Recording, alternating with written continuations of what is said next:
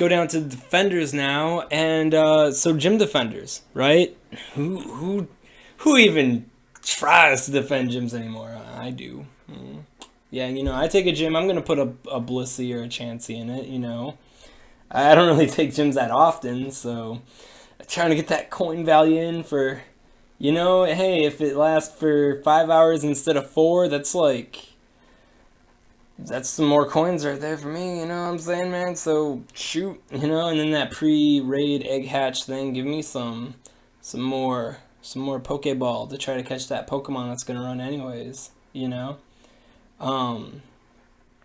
I don't want to confuse from the main point here. I don't want to digress too much, but I feel like the new gym system is good, but because it took away a competitive aspect to Pokemon Go, that's bad.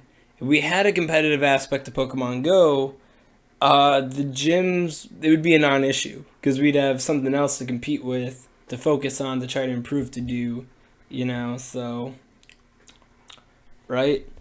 But yeah, good defenders. So let's say new generation dropped. We got new Pokemon. We don't have the websites. They haven't updated yet. The simulators haven't updated yet. And you're looking at your phone and you're going to put something in a gym and you want it to be a good gym defender, and it's still going to be Blissey. I can tell you right now, Blissey's stupid broken for gym defense. But why is Blissey broken for gym defense? I don't want to read this third-party website and this third-party simulator. I want to look at the game and figure out who's the good Pokemon.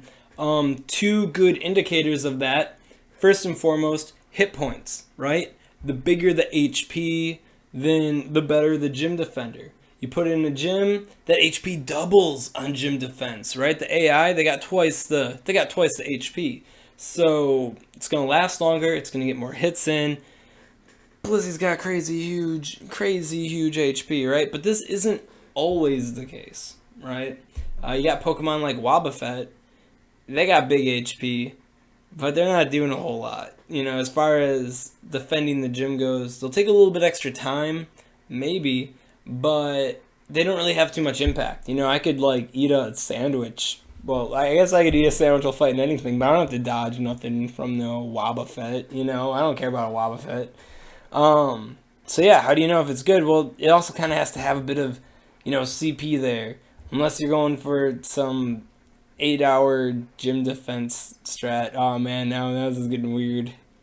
I forgot about how weird gym defense was. I had this plan all sorted out where I was going to talk about stats and how they relate with each other, like I do with the attackers.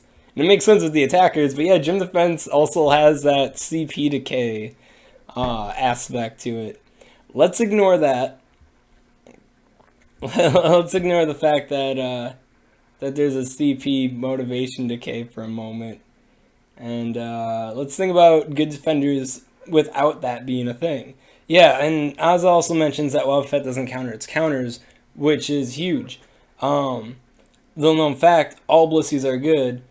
Pound Hyper Beam Blissey is still the stupid best mega defender in the game. So, yeah, Blissey's just got so many stats going for it, it's insane, right? So, another indicator, other than HP, that a Pokemon is good on defense is, so remember those quick moves? And I told you that the base power doesn't suggest their performance because you don't know the DPS? Well, on gym defense, you kind of do know the DPS because they're fighting on this sort of fixed 1.5. Oh gosh, I'm going to flood this up now. I think it's like 1.5 to 2 seconds, or it's either 1.5 to 2.5 seconds, something like that. If you don't know, you really don't have to worry about it too much. But they attack at a fixed rate, with a little variance. But the TLDR, the big picture to take home from this, is the bigger base power quick move is going to do more DPS than the lower base power ones. That's why when you fight a gym that has a Hypno in it and it's got that confusion attack, you're like, geez, man, what the H? What the H, man, that really hurt. And then you're fighting the Vaporeon. The Vaporeon's got this huge CP. It's a Vaporeon, man. You fought a gym with a Vaporeon once using a Vaporeon, and you're like, Vaporeon's so strong. And now you're fighting it, and it's in a gym, and the water gun hits you, and you're like, you're attacking me? Is this supposed to hurt? You know what I mean? Is Vaporeon a good defender? It is. Vaporeon is a good defender for different reasons, right? But in general, the higher base power attack is going to be better attack. So you got your high HP Pokemon. It's got the higher, damage attack going on. Under most circumstances, ignoring CP decay because that's a thing, then that'd be like the better defender with the better defending movesets. CP also plays in a factor alongside the HP and the moveset, where you got the bigger CP, suggests that you have a higher defense and a higher attack, meaning you're going to be doing more damage. And if you also have the high HP with the high base power attack move, you got yourself a formula for a good defender there. Now, if you go into the game press side of things, let's see, go back to that screen share. You go back to the Pokemon list, and you see that we have the stamina. Oh, wow, I didn't cough this whole time.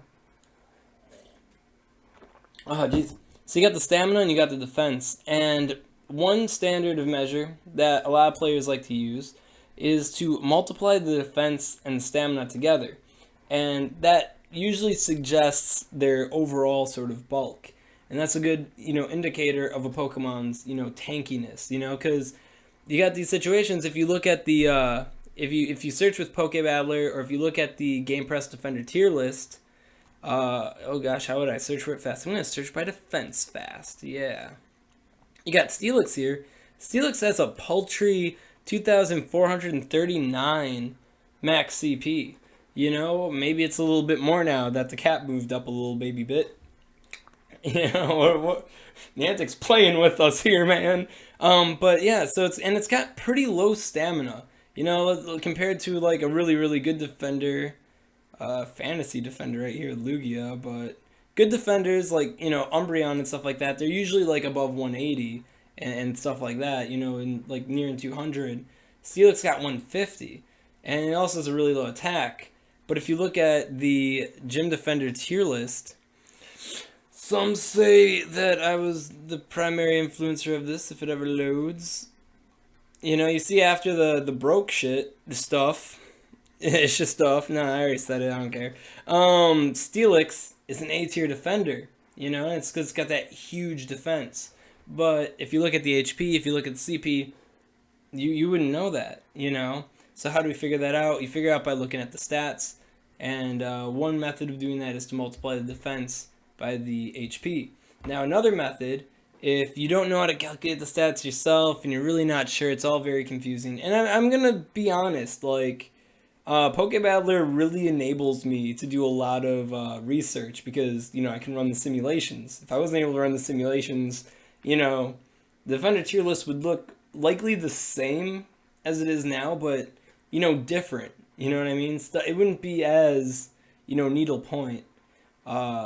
At least needlepoint and true to the model that I have listed, because not everybody agrees with my picks. That's okay.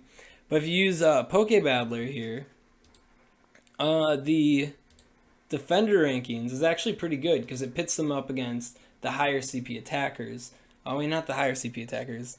I believe it's the top 5 best oh, whoa, he changed. Wait. Top 32 defenders were kept and simulated against their 15 best counters with their best 5 movesets, 300 times each.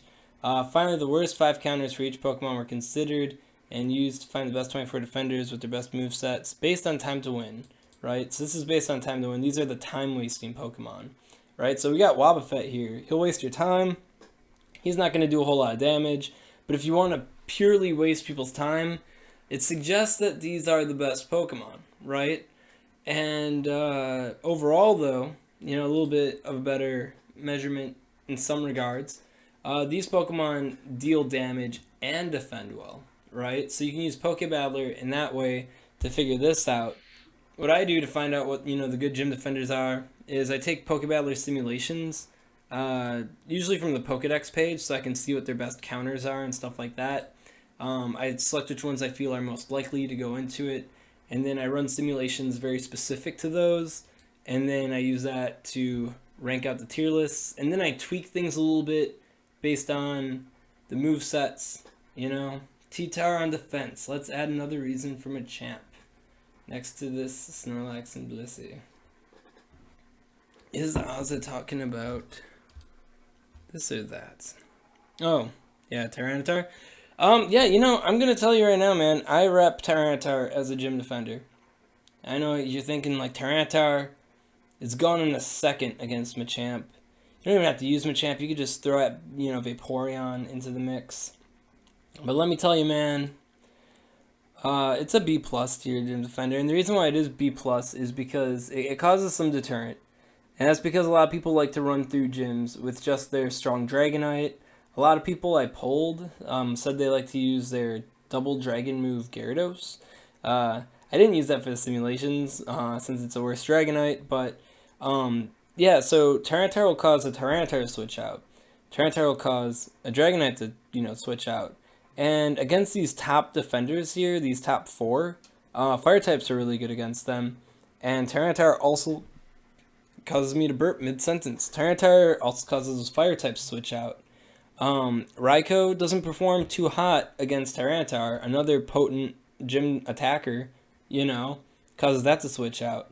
And under my gym defense model here, what separates, game press, one of the ways that the game press defender tier list is separated from the Pokebattler defender tier list, or simulation rankings, since there's technically multiple tier lists here depending on how you cut it, right? So yeah, the difference between that is that I gave more weight to Pokemon that cause these switches against common, gym attackers, so yeah, Tyranitar is actually really good for that. And that aside, that's the primary reason why Tyranitar is good, but it's sort of like a secondary add-in, is that people see Tyranitar in the gym, they want to throw it some candy. Throw it some berries so they can get the candy, right? So that's another, niche reason why. It's not the reason why Dragonite and Gyarados and Tyranitar are up here, despite popular belief, they're like, oh, they just did that because of candy or something. No, it's performance first, and, candy's sort of like a little extra add-on, but it's not the reason why they're up there, right? Yeah. Bum bum. So yeah, just to go over a little bit more for using Pokebattler, the overall rankings will tell you which ones deal, really good damage to their counters and waste time, right? Power is which ones are dealing the most damage, So if you're gonna fight this, you're gonna get hurt, kind of situation. And a great way to deal more damage is to survive longer. So you're going to see Blissey and Snorlax, up here again, despite being a little bit, paltry of attacker. He's still got Steelix up here. He's still laying on the hurt, even though he's got that low attack stat. And then you got Slowbro and Slowking here rocking that confusion, high base power attack, right? And then you go to the time to win side of the force. And these are the Pokemon that are going to be, wasting people's time. Like, oh man, I got to fight this for an extra 10 seconds. Ridiculous. I can't spend another 10 seconds fighting this gym, Yeah, so yeah, anybody got any questions on determining what a good attacker, good defender is? But yeah, so when Gen 3 drops and none of the websites are updated fully and there's all this conflicting information going around, now you got, some ways of determining what the good attackers are. And you got ways to determine what the good defenders are. Blissey. Oh man, where's Blissey going? Why did they overlook Weedle on these lists is my only question. In Pokebattler, at least, they don't include not fully evolved Pokemon, aside from Chansey, and I believe Scyther's in all of them now, because Scyther had like a really weird niche benefit against one specific Mewtwo set. So you gotta include Scyther everywhere now, But yeah, no, Weedle is a not fully evolved Pokemon, so it is left out of the simulations. Actually thinking about it as if they did include Weedle in the simulations, it would probably break the like. We think Blissey's OP, secret strat, right? Best attacker in the game. Weedle, some people say that I took over Waukesha with Weedles and Magikarps, but that's just a story, right? That's just a little instinct fairy tale to to make the yellows feel good about themselves. Oh yeah, Weedle and Magic are right. Haha, what's a bubble strat? You know, like, let's not worry about it. You know, Weedle. You know, Weedle evolves into Beedrill. Somewhere down the line, we're gonna get Mega Evolutions. Gonna get that Mega Beedrill. You know, I don't know how good it's gonna be in Pokemon Go. We'll probably be in a way different place with the meta at that point. So yeah, my stream on attackers, defenders. Nobody seems to be asking any questions in the little chat feed here. So hopefully things were clear to them, you know. And if you're watching this on the YouTube, I hope this helped you guys figure out what's good, and maybe gave you a little bit more insight into what goes into making tier lists and figuring out what good attackers are, and maybe some insight on navigating Pokebattler a little bit better. That's that.